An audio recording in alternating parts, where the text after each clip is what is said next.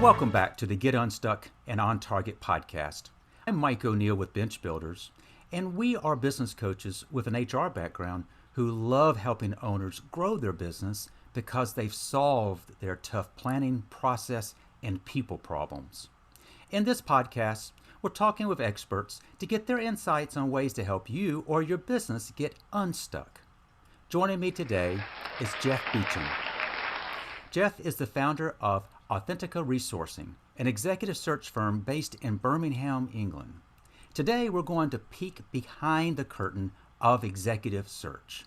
Welcome, Jeff. Hello, Mike. Thank you very much for having me on your podcast. I'm sitting here listening to your accent. I'm based in the United States, and I'm speaking to Jeff, who is in Birmingham, England. And he didn't know this, and this is total coincidence, but my last guest was Brandon Wilson. He is the CEO of a company based in Birmingham, Alabama. So we've got back-to-back Birmingham podcast. But Jeff, I've been looking forward to this conversation because as someone who's been in HR as long as I have, I've got a pretty good idea of how recruiters do what they do. But a lot of folks might not really know how executive recruiting works. So as a means of kind of getting us started, Jeff, what kind of got you into being a recruiter? Do you know, that's a really good question, Mike. And I think, like a lot of recruiters, it wasn't something that I planned for almost 22 years ago. I'd been working in telesales, in business-to-business advertising for about 2.5 years. And I just felt that I needed something that was a little bit more impactful and rewarding for me. You know, selling advertising was pretty lame as a career, I thought at the time, and I wanted something that was going to give me a lot more satisfaction. So I decided to stop doing that, and I had an opportunity to interview with a small recruitment agency that my wife used to work at, incidentally. So I knew the directors fairly well, and at the time when I wanted to leave my sales role, there happened to be an opening for a trainee recruiter with this firm. So it was really through my wife's connection that I got talking to the directors, and before I knew it, I was quickly interviewed and on board, and nearly 22 years later, I'm still recruiting. So yeah, I'd sort of stumbled into recruitment rather than making it a career choice. Well, I found myself doing the exact same thing. I stumbled into HR, but something about it kind of gets in your blood and stays in your blood. Jeff, let's talk about recruiting, because when I use the term executive recruiter, which is how I described you, I know that there's different types of recruiters out there. And in my HR days, I would work with firms that kind of fell into two different groups: contingency recruiters and retained recruiters. There may be other variants of that, but can you define those two? What is a contingency-based recruiter? Yeah, that's another great question, particularly for people that may not be from an HR background or from the recruitment sector. So yeah, typically there are contingent recruiters and what we would class as retained recruiters. So I'm a retained headhunter or search consultant, and I specialize in leadership roles from lower level management to MD level.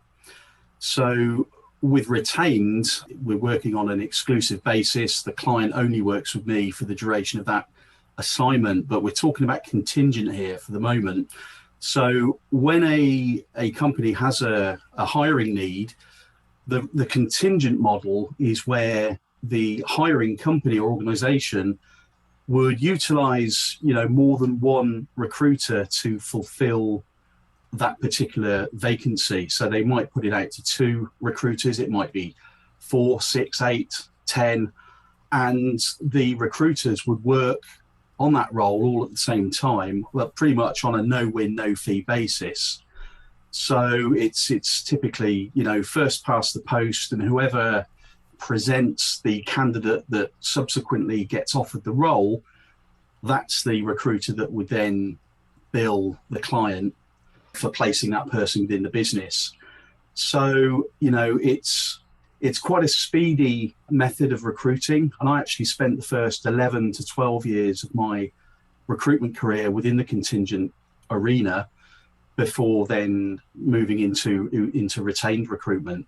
And there are pros and cons for both methodologies. Typically, the lower level roles would be handled by a contingent recruiter, whereas the mid to senior level executive roles, director level roles, and management roles, it's a different skill set to find, attract, and get those sort of candidates over the line. And quite often the roles are more business critical, or can be. So businesses would invest in a retained search, which is where they would partner with a chosen headhunter or search consultant to go out to market and find them the exact talent that they need for that specific role.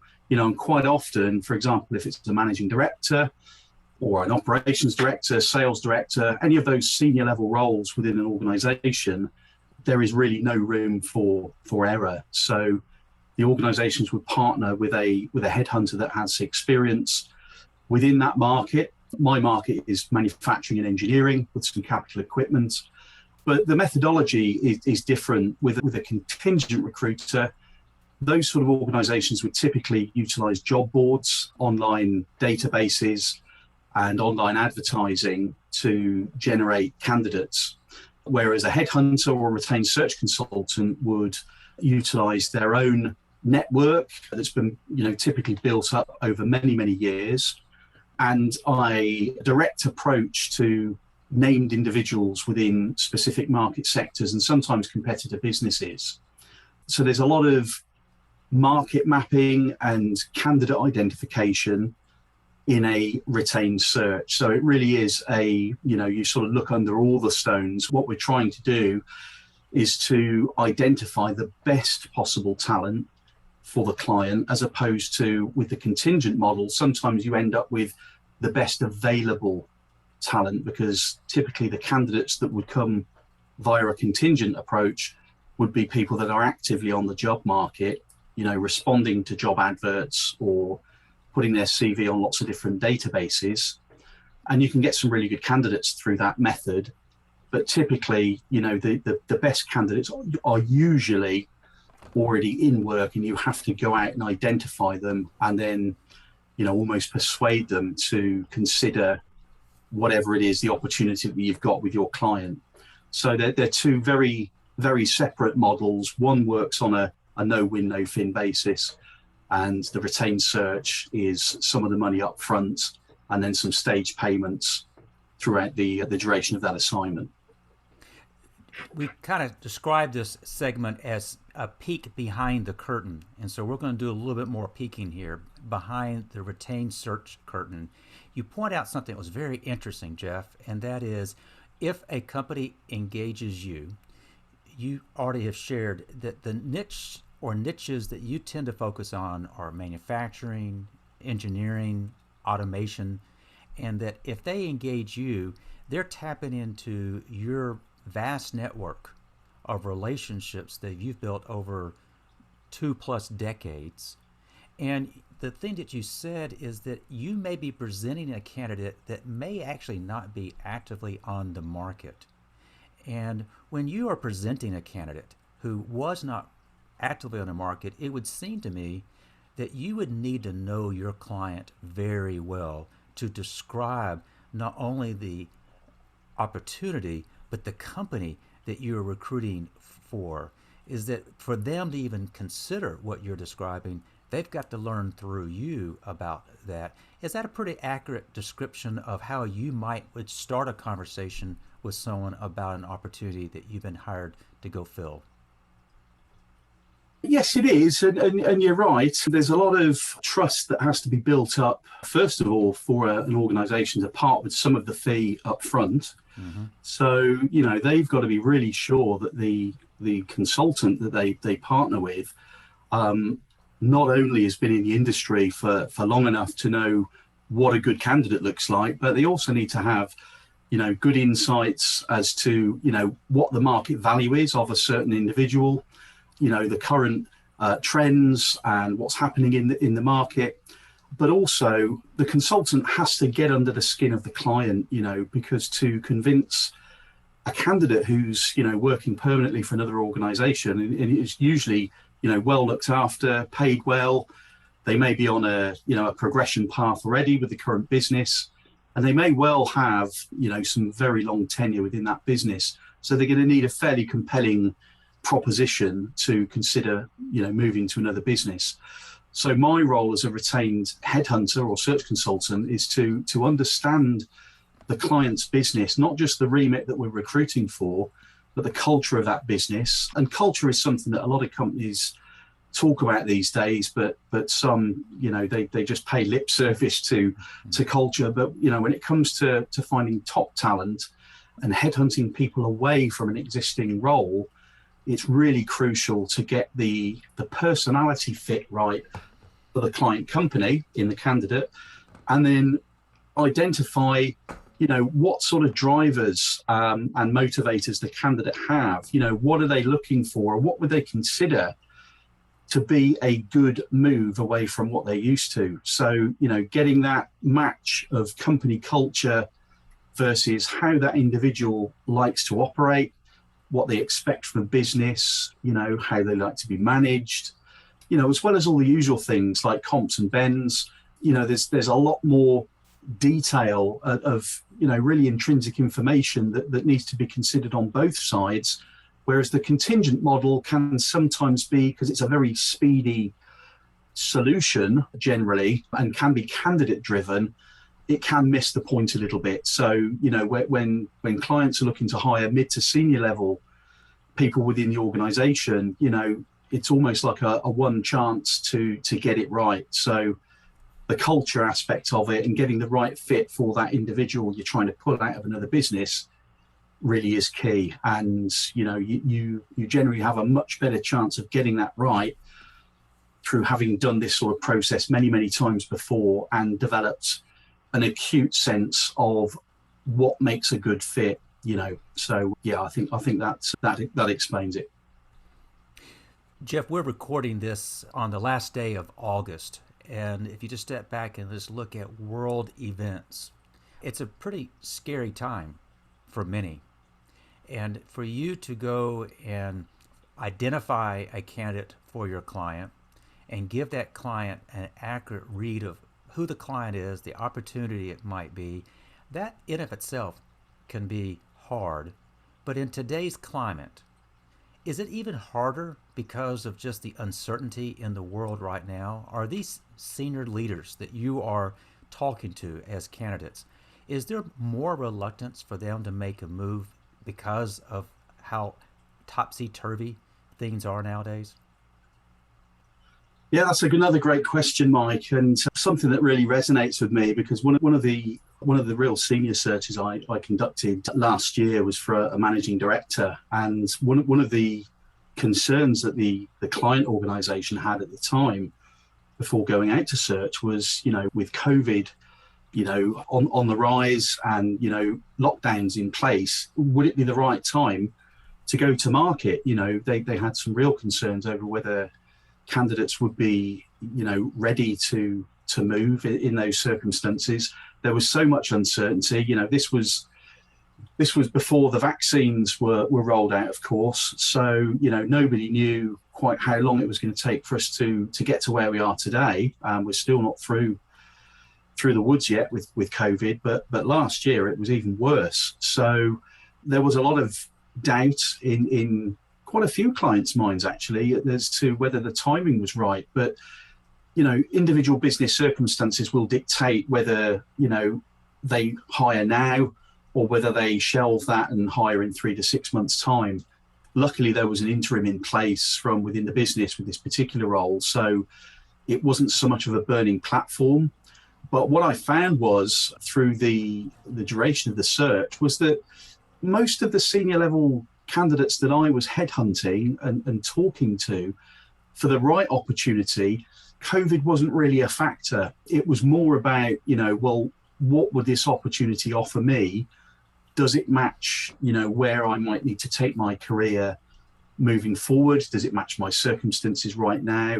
And I think most senior level people, if they've got it in their mind that they've maybe hit a ceiling where they are, or they just want a bigger or a fresh challenge, I think global events they do factor in to the equation at some point. But I think it's more important, and this is the feedback I've had from the candidates, is that, if a job's right, it's right.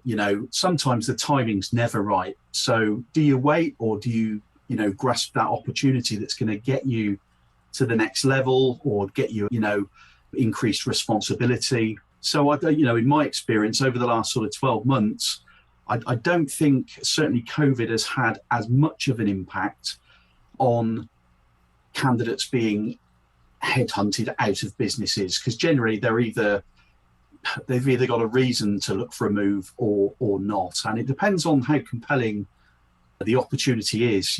So yeah, it's been tough. Some people have been in two minds, but I think there's been as many cases of people that maybe have been in the middle of a really important remit that they want to see through right to the end, rather than have to hand that over to somebody else. And I think COVID has just been playing along in the background there, but I haven't seen it as a major factor, certainly in stopping people from, deciding on whether now is a good time to move or not.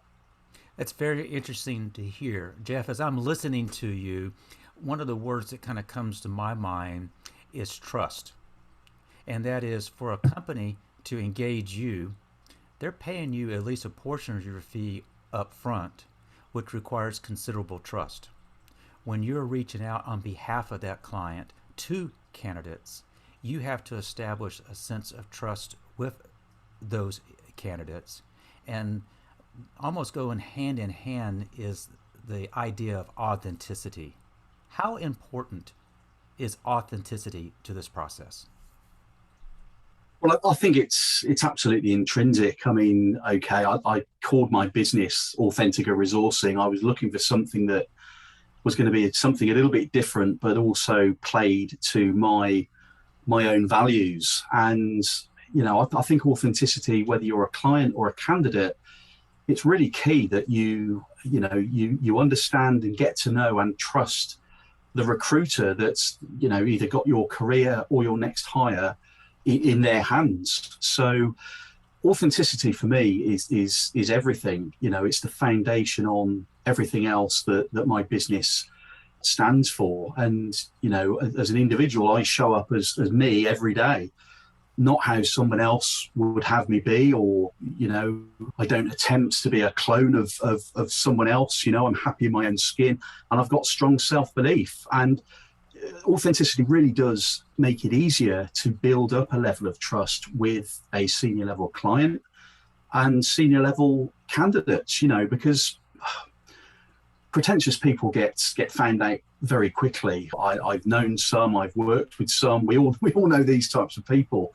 And I think if as a professional in business, if you're going to put your career or your next hire in the hands of a recruiter, you want to know that they are, they have your best interests at heart, and it's not just about winning a fee. And for me, it never has been about that. In nearly 22 years, for me, recruitment has always been about doing the right thing. And, I do that through listening and through understanding, my clients' challenges and what they're trying to achieve. And then from the candidate's perspective, the authenticity must shine through in everything that I do. So, I work hard at, listening to candidates with empathy, trying to understand where they've come from in their career, what they're trying to achieve. Sometimes some of them are in, really difficult circumstances. They might have been through a tough organizational restructure that was unplanned. They might have been made redundant. Some candidates might be going through some family issues, some personal challenges, and particularly at the moment with, the pandemic and other things that are going on around the world, there are other circumstances that can factor into the way a candidate or client actually thinks and behaves. So I think having an open, transparent, working relationship with all parties is key. That level of trust is absolutely crucial to a successful outcome. Jeff, we've talked about the importance of trust, and we've talked about how authenticity factors into that. You used the word core values a little while ago. Jeff and I are part of a community. It's a worldwide community in which leaders literally from all over the world come together to be supportive of each other. And one of the recurring themes in this community is this notion of gratitude. Now, gratitude might sound like a real touchy-feely topic, but as you and I have gotten to know each other through this community, we've begun to understand it in new ways. What is it about gratitude that helps define you, helps define how you choose to do business? Yeah, that's a great question, Mike. And the gratitude journey that I've been on has more recently been through a number of online and interactive gratitude challenges with our friend Kevin Monroe.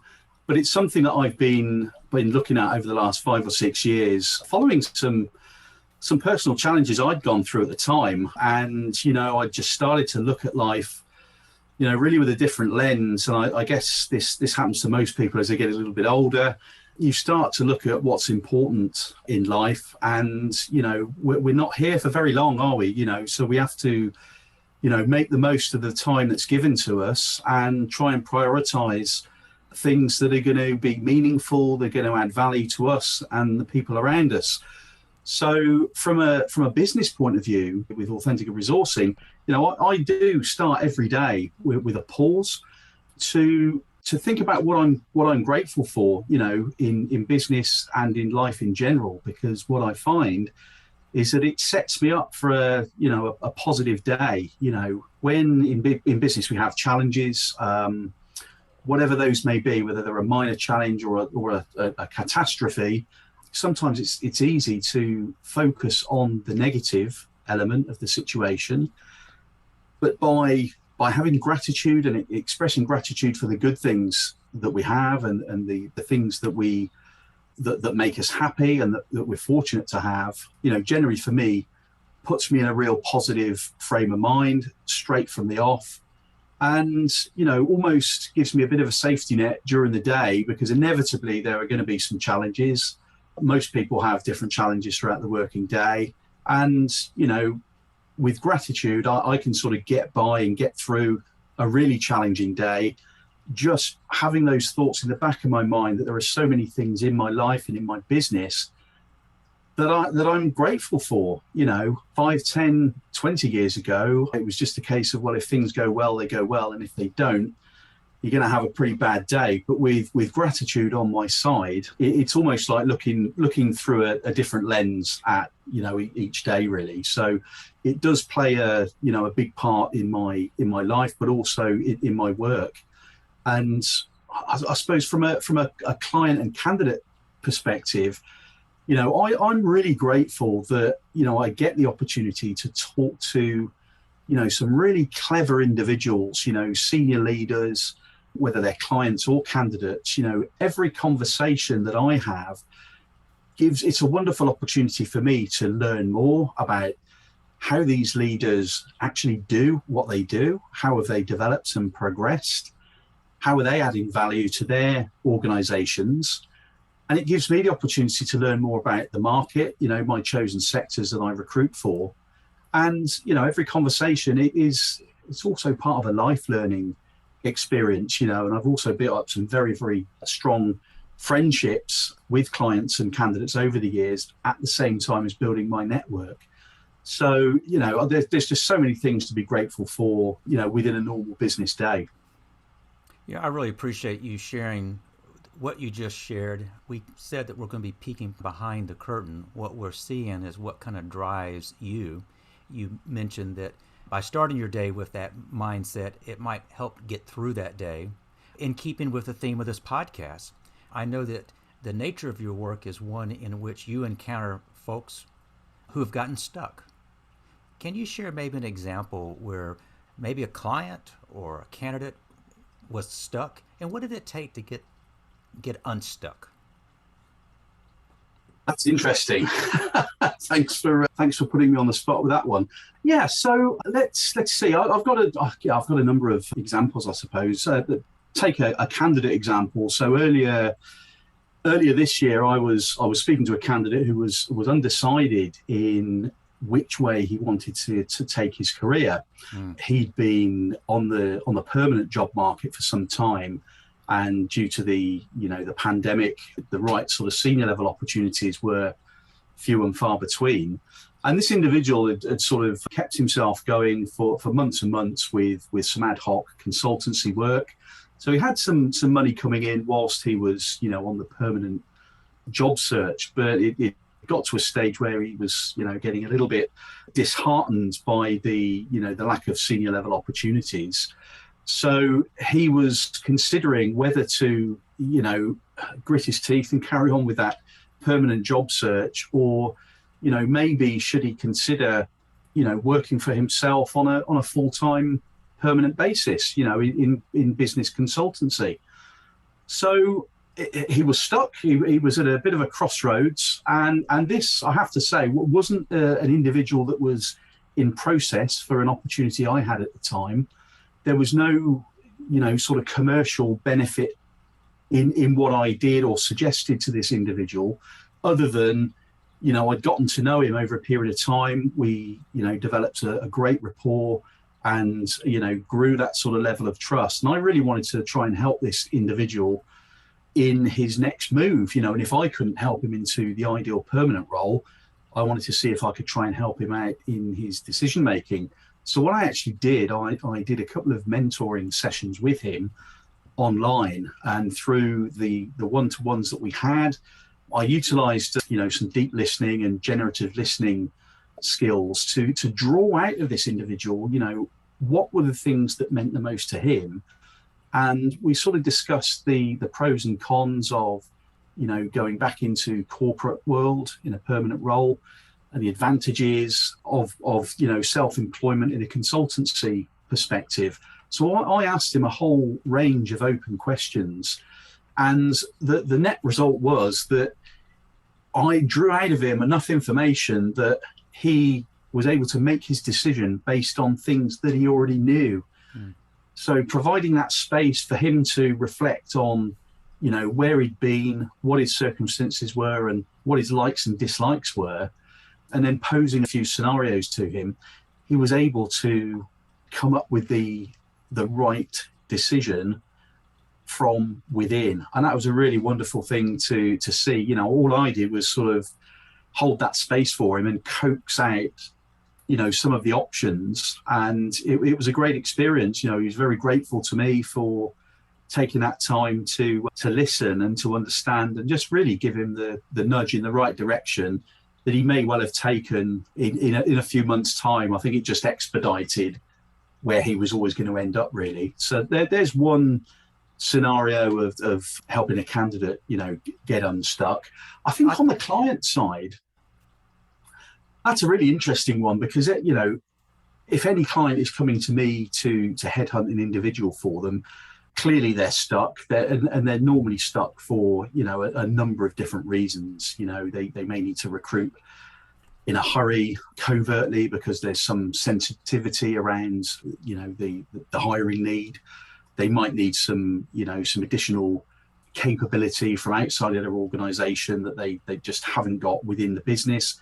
They might need some advice on, what the market's trends are, what the indicative remuneration packages are. There's so many different areas where clients are stuck, and generally, if they haven't got the resource inside the business, they have to go outside of the organization and tap into expert knowledge. So it's something that I do on a sort of daily, weekly basis. There are so many examples. I think one of the role that we spoke about earlier, the client who had the reservations about needing to go to market during lockdown, and this was a business that had recruited themselves and had a replacement for the previous incumbent, who wasn't altogether working out, who suddenly decided to leave. So they were in a space of 18 months, they had two people in this role.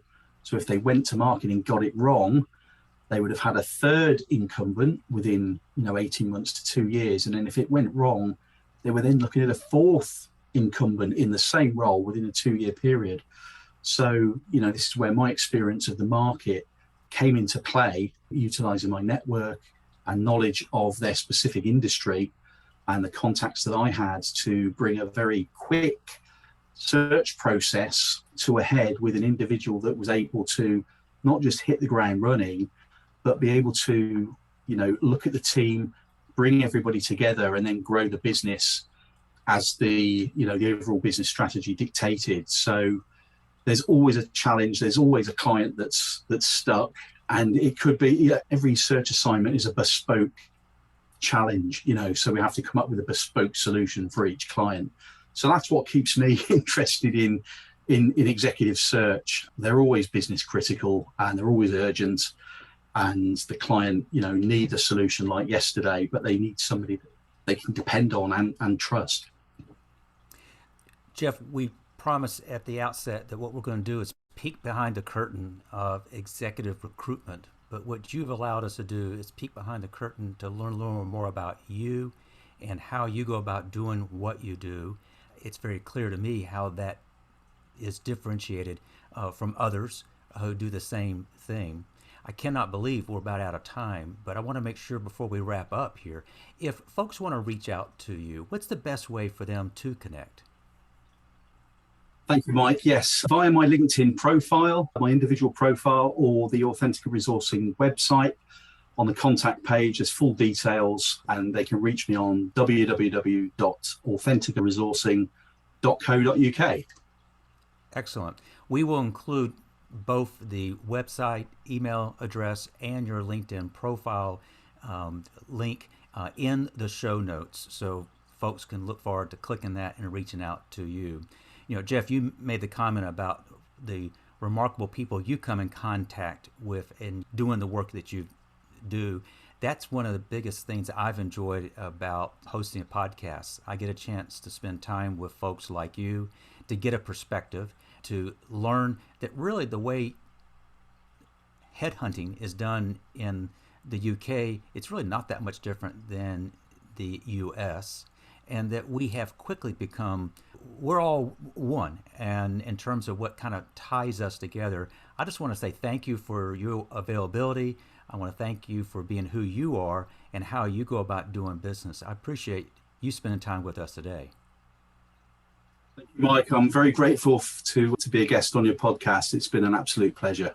Well, I'm glad. I also want to thank our listeners for joining us for this episode of Get Unstuck and On Target. Every Thursday, we upload the latest episode to all the major platforms. So if you haven't already, please subscribe. Life really is too short to let business keep you up at night. So if you've been listening to my conversation with Jeff and you're realizing that something's keeping your business stuck, let's talk. You can go to our website, bench-builders.com, to schedule a quick call. And so I want to thank you for joining us. And I hope you have picked up on some tips that help you get unstuck and on target. Until next time.